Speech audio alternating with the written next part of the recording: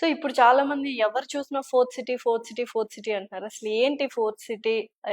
ఎప్పుడు డెవలప్ అవుతది? అక్కడ నిజంగానే షాద్ నగర్‌లో ఇప్పుడు కేక్ వాకా మనకు ఒకవేళ తీసుకున్నట్లయితే? 100% అండి. హ్మ్. మంచి రిటర్న్స్ అయితే ఎక్స్‌పెక్ట్ చేయొచ్చు. ఒక్కదాని మీదే డిపెండ్ అవ్వట్లేదు మనం. హ్మ్. హ్మ్. నేను శ్రీశైలం హైవే చెప్పలేదు ఇప్పుడు చెప్పిన దాంట్లో. హ్మ్. ఎందుకనంటే మనకు ఎప్పుడైతే ఫార్మాసిటీ అనౌన్స్ చేశారో చుట్టుపక్కల 20 కిలోమీటర్స్ వరకు అప్పుడే సేల్స్ అయినాయి.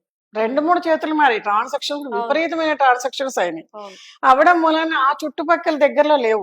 హ్మ్. ఎట్లెళ్ళినా ఒక 10, 15 కిలోమీటర్స్ దాటినంకనే ఇన్వెస్ట్‌మెంట్ ప్లాట్స్ అవైలబుల్ ఉన్నాయి. హ్మ్.